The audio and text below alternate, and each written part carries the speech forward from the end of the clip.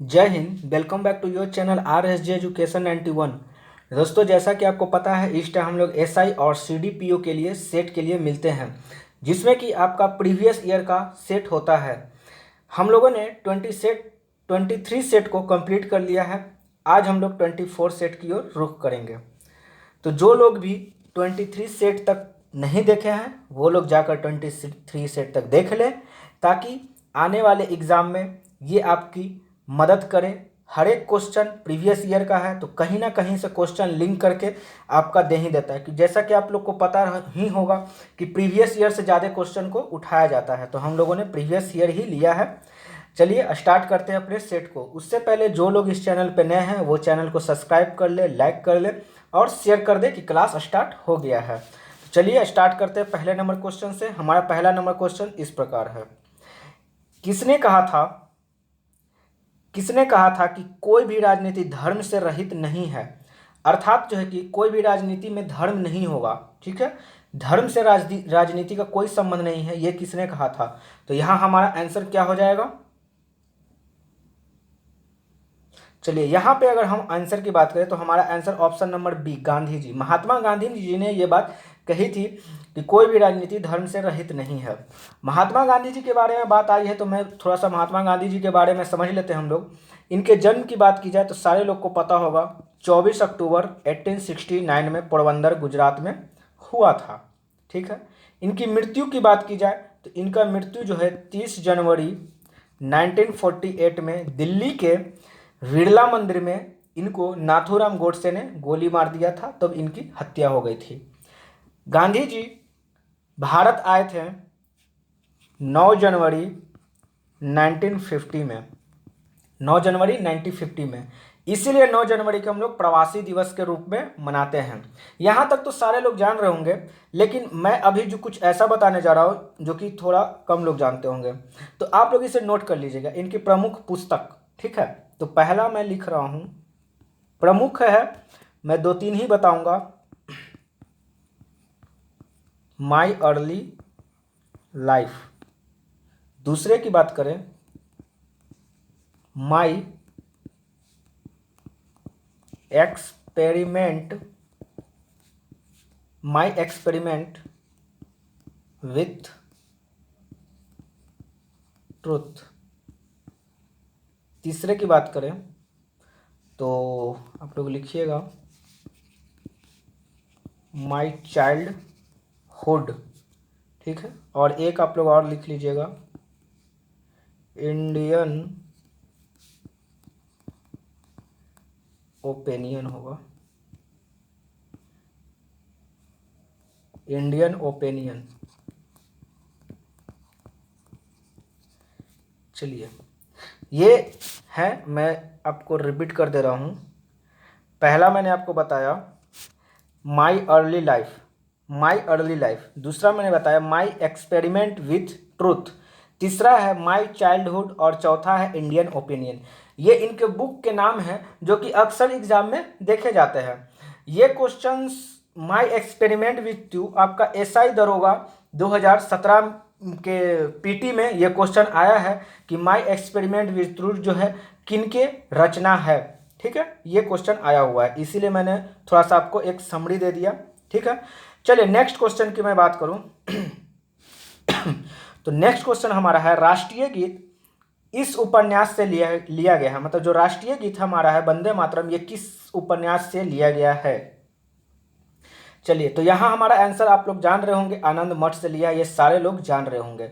आनंद मठ जो है कि एक उपन्यास है। यही उपन्यास में जो है कि एक पन्ने पे, जैसे एक उपन्यास मान लीजिए कि 100 पन्ने का एक उपन्यास है, तो उसी एक पन्ने से जो है कि हम लोगों ने राष्ट्रीय गीत वंदे मातरम को लिया है। अगर इस उपन्यास की बात की जाए कि इस उपन्यास को किसने लिखा है, तो इस उपन्यास को बंकिम चंद्र चटर्जी द्वारा लिखा गया है। ठीक है, चलिए अब इसके बारे में और थोड़ा सा फैक्ट जान लेते हैं कि ये उपन्यास जो है कि बांग्ला भाषा में लिखा गया है। किस भाषा में? बांग्ला भाषा में लिखा गया है।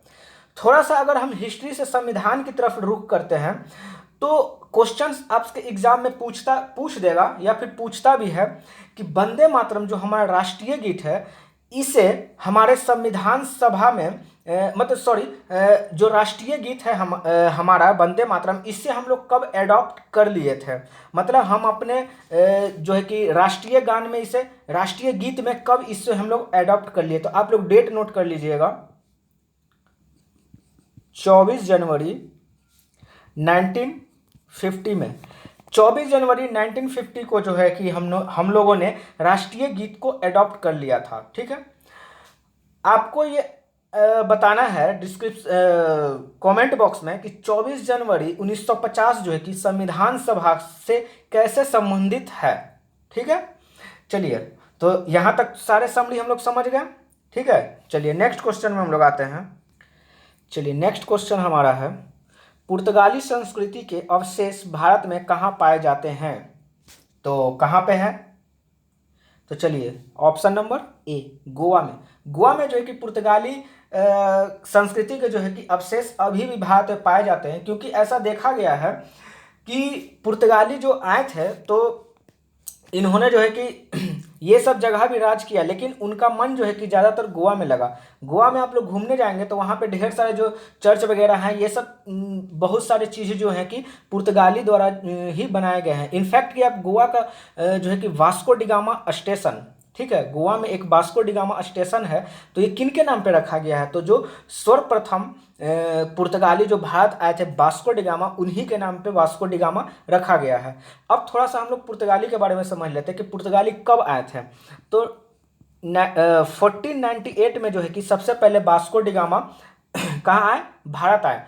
और भारत में भी कहाँ आए? तो कालीकट आए। कालीकट कहाँ पड़ता है? तो आपका केरल में पड़ता है। इनका स्वागत किसने किया था? तो जेमोरियन ने किया था। ये सब सारे फैक्ट हैं, आपको ये याद होना ही चाहिए। ठीक है, चलिए अब थोड़ा सा और मैं इसके बारे में बात कर लूँ कि गोवा सबसे पहले तो सॉरी गोवा में बोल रहा हूँ, पुर्तगाली जो सबसे पहले 1948 में आए, जो कि यूरोपीय शक्ति का सबसे पहले आगमन हुआ था भारत में इसी साल में, और लेकिन सबसे लास्ट में भी गए। तो आपसे एग्जामिनर क्वेश्चन पूछता है कि कौन सा ऐसे यूरोपियन शक्ति जो है कि जो सबसे पहले आए और सबसे लास्ट में गए, तो आपको टिक मारना है पुर्तगाली में। ठीक है, अब मैं आपको बताने जा रहा हूं कि वो सबसे लास्ट में कब गए थे। तो 1961 में उनको यहाँ से भगाया गया था। क्या किया गया था? भगाया गया था। ठीक है, इसी समय भगा के जो है कि यहाँ पे गोवा को यूनियन टेरिटरी का दर्जा दिया गया था, और गोवा को फिर आगे चल के 1987 में क्या किया गया? राज्य का दर्जा दे दिया गया। चलिए दोस्तों, आगे हम लोग क्वेश्चन की ओर रुख करते हैं। हमारा क्वेश्चन है, अकबर के समय मुगल साम्राज्य का पश्चिमोत्तर सीमा क्या थी? तो पश्चिमोत्तर सीमा पूछा है। पश्चिमोत्तर सीमा के मतलब आप लोग समझ रहे होंगे, जैसे ईस्ट वेस्ट नॉर्थ साउथ होता है, तो पश्चिमोत्तर मतलब पश्चिम और उत्तर। तो पश्चिम और उत्तर यानी कि इस साइड में। तो इस हमारा भारत किधर है? इधर है। अगर मैं मैप की बात करूँ तो हमारा भारत यहाँ है, और पश्चिमोत्तर सीमा यानी इधर पाकिस्तान साइड। तो आप लोग देखिए, हिंदू कुश वो जगह है जो अफगानिस्तान और पाकिस्तान के बीच जो है कि स्थित है। हिंदू कुश जो है कि पर्वत है। ठीक है, तो यही जो है कि पश्चिमोत्तर भारत की सीमा किसका था? अकबर का था। ठीक है, अकबर के बारे में थोड़ी सी नॉलेज जान लेते हैं हम लोग। अकबर के पिता कौन थे? हुमायूं थे। अकबर का जन्म की बात की जाए तो 15 अक्टूबर 1546 में जो है कि अकबर का जन्म हुआ था। अकबर के बचपन का नाम अगर जानना चाहें तो आप लोग, उसका बचपन का नाम जलाल है। ये एग्जाम में क्वेश्चन पूछता है कि जलाल किसके बचपन का नाम था, तो आपको याद रखना है किसका? अकबर का। ठीक है, बैरम खां जो थे इसके संरक्षक थे। ठीक है, वो बैरम खां 1556 से 1560 के दरमियान इनके काल में रहे थे। ठीक है, चलिए यहाँ तक अकबर के बारे में बताएंगे तो फिर सेशन बहुत आगे चला जाएगा। नेक्स्ट क्वेश्चन, नेक्स्ट हमारा, यादव सम्राटों की राजधानी कहाँ थी? तो यहाँ आंसर क्या हो जाएगा हमारा? चलिए यहाँ पे अगर आंसर की हम बात करें तो option number D, Devagiri. Devagiri जो है कि यादव साम्राज्य की राजधानी थी। अब ये यादव वंश था क्या? यादव वंश जो है कि आप लोग कल्याणी वंश का नाम सुने होंगे, चालुक्य के कल्याणी वंश। ठीक है, तो इसी कल्याणी वंश का जो है कि यादव वंश सामंत था। ठीक है, जिस समय चालुक्य के शासक कल्याणी जो था, उस समय सोमेश्वर सोमेश्वर फोर्थ को हराकर यही यादव वंश जो है कि अपनी राजधानी को देवगिरी बनाया। तो हम एग्जामिनर आपसे क्वेश्चन इस तरह से पूछ सकता है कि चालुक्य के कल्याणी वंश का वो अंतिम शासक कौन था जिसे हराकर यादव वंश ने नींव रखा यादव वंश की। तो आपको सोमेश्वर 4 में टिक लगाना है। ठीक है, अब बात कर लेते हैं यादव वंश की जो है कि स्थापना किसने किया था। तो आप लोग नोट कर लीजिएगा, भीललम भीललम पंचम, इसका नाम है भीललम पंचम। इसने जो है कि यादव वंश की क्या किया था, स्थापना किया था। यादव वंश का जो है कि अंतिम शासक का बात करें तो रामचंद्र था। ठीक है, जिसको कि अलाउद्दीन खिलजी ने क्या किया था कि अलाउद्दीन खिलजी के सेना नायक जो थे मलिक कफूर, इन्होंने इससे युद्ध किया और युद्ध में जो है कि रामचंद्र को हारना पड़ा और हारने के बाद इन्होंने आत्मसमर्पण कर दिया। देखा जाए तो ये हारा ही नहीं और न ही युद्ध हुआ, ये सीधा आत्मसमर्पण कर दिया। ठीक है, चलिए नेक्स्ट की बात करते हैं। नेक्स्ट हमारा है विक्रमशिला विश्वविद्यालय का संस्थापक कौन था। तो यहां हमारा आंसर क्या हो जाएगा, Dharmapal. Option number C Dharmapal. Dharmapal कौन था, तो धर्मपाल जो है कि पाल वंश का शासक था। धर्मपाल पाल वंश का शासक था। और अगर मैं पाल वंश की बात करूँ कि पाल वंश के संस्थापक कौन थे, तो गोपाल, और गोपाल के ही पुत्र कौन थे, धर्मपाल। ठीक है, तो धर्मपाल ने जो है कि विक्रम विश्वविद्यालय की स्थापना की थी। विक्रमशिला विश्वविद्यालय कहाँ है, तो बिहार के भागलपुर डिस्ट्रिक्ट में पड़ता है।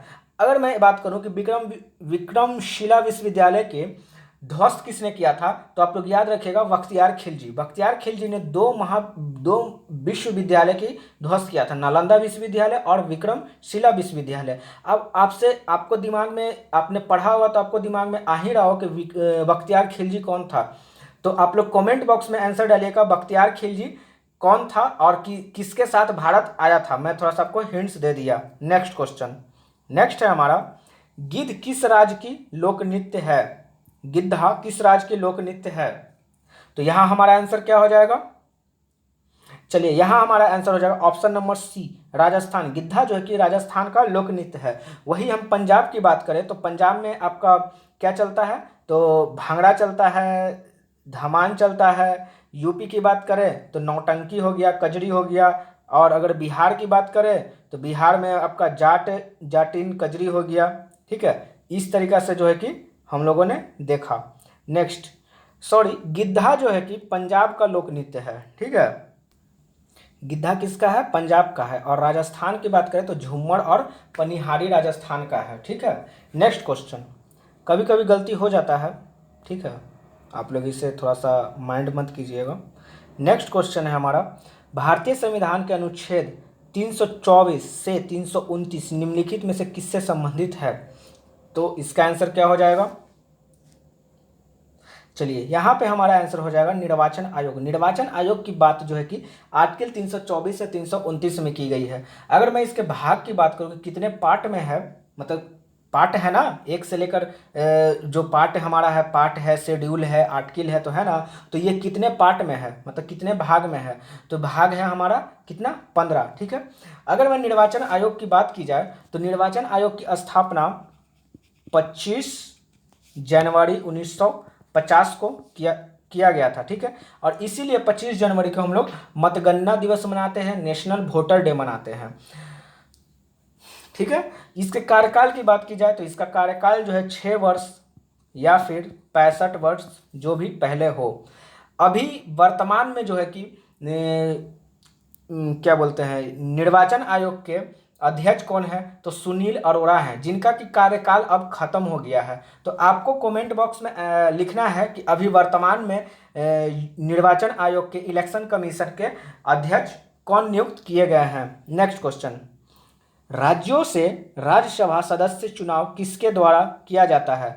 मतलब जो राज्य में जो है कि राज्यसभा सदस्यों का चुनाव होता है तो वो किसके द्वारा किया जाता है, ये आपसे क्वेश्चन पूछ रहा है।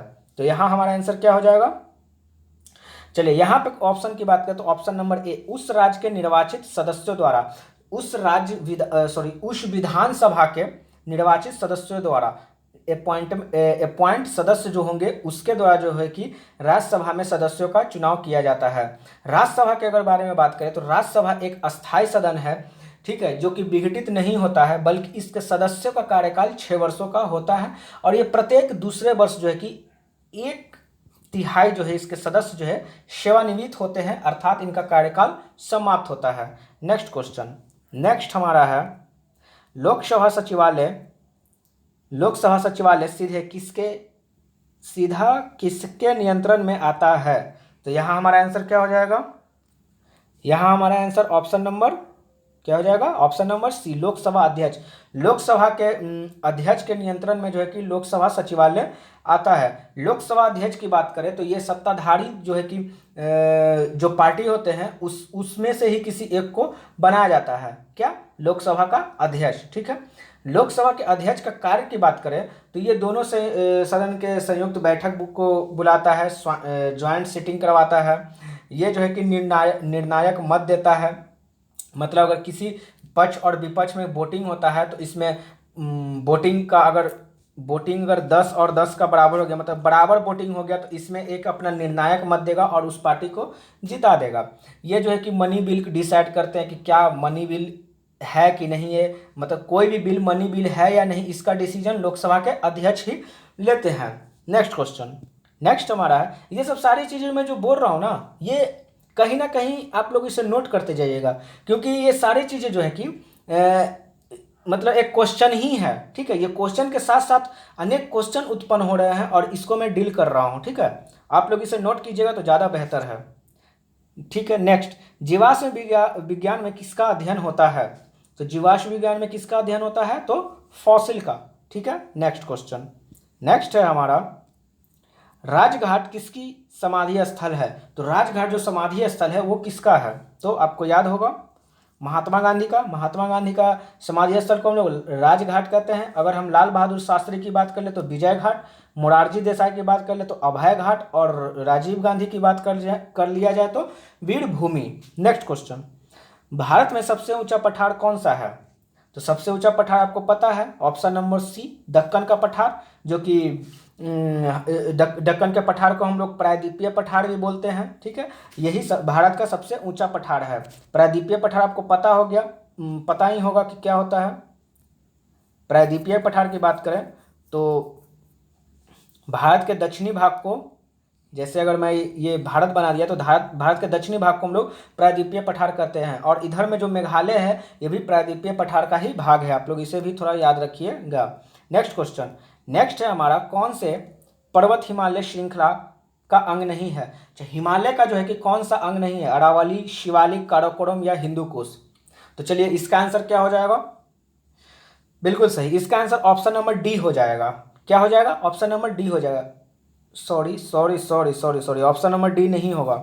एक मिनट रुकिए, यहाँ पे क्वेश्चन तो सही है लेकिन आंसर जो है कि ऑप्शन सही नहीं है। देखिए यहाँ पे जो है कि अरावली और option number D Hindu Kush, ये दोनों नहीं होगा, ठीक है। ये दोनों नहीं होगा क्योंकि अरावली आपको पता है राजस्थान में पड़ता है। अरावली कहाँ पड़ता है? मतलब उसका विस्तार राजस्थान में ज़्यादा है, लेकिन वो अरावली गुजरात में और कुछ भाग उसका दिल्ली में भी पड़ता है, ठीक है, दिल्ली में भी पड़ता है। लेकिन अरावली का अगर विस्तार की बात की जाए तो उसका राजस्थान में ज़्यादातर विस्तार है, ठीक है। तो इस तरह का इस तरीका से ये पहला ऑप्शन खत्म हो गया। और हिंदू कुश के बारे में मैंने अभी पिछले ही क्वेश्चंस में पढ़ा था कि हिंदू कुश जो है कि अशोक का क्या था, तो उत्तर पश्चिमोत्तर जो है कि वो उसका शासन बिखरा हुआ था। और मैंने आपको बताया था कि ये हिंदू कुश जो है कि पाकिस्तान और अफगानिस्तान के एरिया में पड़ता है, तो ये भी आंसर नहीं होगा। और शिवालिक और काराकोरम जो है कि ये हिमालय श्रेणी का ही अंग है। तो यहाँ पे हमारा answer option number A and option number D हो जाएगा। क्लियर है? चलो नेक्स्ट क्वेश्चन, नेक्स्ट है हमारा, सहारा अफ्रीका के किस हिस्से में स्थित है? अच्छा, जो सहारा जो है वो अफ्रीका के किस हिस्से में स्थित है? पूरब में है कि पश्चिम में है कि उत्तर में है कि दक्षिण में है? तो चलिए यहाँ पे आंसर हमारा क्या हो जाएगा? यहाँ पे आंसर हमारा ऑप्शन नंबर सी हो जाएगा, उत्तर में। सहारा रेगिस्तान जो है कि अफ्रीका के उत्तर में स्थित है। सहारा रेगिस्तान की बात करें जाए तो ये विश्व का सबसे बड़ा रेगिस्तान है और साथ ही साथ ये गर्म मरुस्थल भी है, अर्थात गर्म रेगिस्तान भी है। सहारा रेगिस्तान की बात करी जाए तो इसका नाम जो है कि सहारा जो है कि अरबी भाषा से लिया गया है, जिसका अर्थ ही होता है रेगिस्तान अर्थात मरुस्थल। क्लियर। नेक्स्ट क्वेश्चन, नेक्स्ट है हमारा टेस्ला चुंबकीय डैश का यूनिट है। तो टेस्ला जो है कि किसका यूनिट है, तो आपको यहां पे आंसर हो जाएगा ऑप्शन नंबर डी, क्षेत्र। टेस्ला चुंबक क्षेत्र का यूनिट है। इसके अगर पूरा बात किया जाए तो टेस्ला चुंबक क्षेत्र की तीव्रता का यूनिट है। ठीक है, यहां पे आप लोग नोट कर लीजिएगा थोड़ा, तीव्रता। टेस्ला जो है कि चुंबकीय क्षेत्र तीव्रता का यूनिट है। नेक्स्ट क्वेश्चन, विद्युत चुंबक किससे बनता है, तो विद्युत चुंबक किससे बनता है, तो चलिए यहाँ पे आंसर हो जाएगा हमारा नर्म लोहा। नर्म लोहा से जो है कि विद्युत चुंबक का निर्माण होता है। इसमें जो है कि तांबा भी थोड़ा मोड़ा मिला दिया जाता है, जिससे कि कुंडली प्लेट का बनाया जाता है और विद्युत चुंबकीय निर्माण होता है। नेक्स्ट क्वेश्चन, नेक्स्ट हमारा है ब्राउन एयर शब्द का प्रयोग किसके लिए किया जाता है, तो ब्राउन एयर शब्द का प्रयोग प्रकाश रासायनिक धुआं के लिए किया जाता है। नेक्स्ट क्वेश्चन, साइलेंट वैली घाटी राष्ट्रीय उद्यान कहाँ स्थित है, तो साइलेंट वैली घाटी कहाँ स्थित है, तो आंसर क्या हो जाएगा ऑप्शन नंबर सी, केरल में। केरल में जो है कि साइलेंट वैली राष्ट्रीय उद्यान स्थित है। और इसी जो है कि राष्ट्रीय उद्यान में एक नीलगिरी बायोस्फीयर रिजर्व है, जो कि इस कहा जाता है कि साइलेंट वैली का हृदय है, हार्ट है। ठीक है। नेक्स्ट क्वेश्चन, नेक्स्ट हमारा है पक्षियों को उड़ने से रोकने की प्रक्रिया क्या कहलाती है, तो उसकी प्रक्रिया को हम लोग क्या कहते हैं, ब्रेलिंग कहते हैं। तो इस तरीका से हम लोगों ने 20 क्वेश्चन को देखा है, लेकिन इसके अलावे मैंने जो एक्स्ट्रा फैक्ट बताई वो भी एक तरीका का क्वेश्चन है। तो इस तरीका से हम लोगों ने अगर बात किया जाए तो लगभग 60 क्वेश्चन के अराउंड जो है कि हम लोगों ने क्वेश्चन देखा है। 60 नहीं तो 50 आप लोग मान ही सकते हैं। ठीक है, तो चलिए, आपको ये सेशन अच्छा लगा है तो जरूर लाइक कीजिए, सब्सक्राइब कीजिए और अपने दोस्तों को शेयर कीजिए। तो चलिए मिलते हैं नेक्स्ट वीडियो में। उससे पहले मैं थोड़ा सा आपको मैं क्लास का टाइमिंग बता दे रहा हूँ। क्लास का टाइमिंग है 6 बजे आपका करंट चलता है सुबह में। 10 बजे मैं आपके लिए चैप्टर वाइज क्वेश्चन लाता हूँ, हिस्ट्री, ज्योग्राफी, पॉलिटी और क्या, हिस्ट्री, ज्योग्राफी, पॉलिटी हो गया, बायोलॉजी और फिजिक्स और केमिस्ट्री का। ठीक है, फिर आपका 12 बजे आपका हिस्ट्री का बैच चलता है, जिसमें कि मॉडर्न हिस्ट्री हम लोग कवर कर रहे हैं। मॉडर्न हिस्ट्री में हम लोगों ने भारत का यूरोपियों का भारत में आगमन हम लोगों ने कंप्लीट कर लिया है। ठीक है, फिर उसका 2 बजे आपका एसआई का बैच चलता है। ये हमारा टाइम शेड्यूल है, आप लोग टाइम से क्लास में आ जाइए। चलिए धन्यवाद, मिलते हैं नेक्स्ट वीडियो में। ओके, थैंक यू, धन्यवाद, जय हिंद।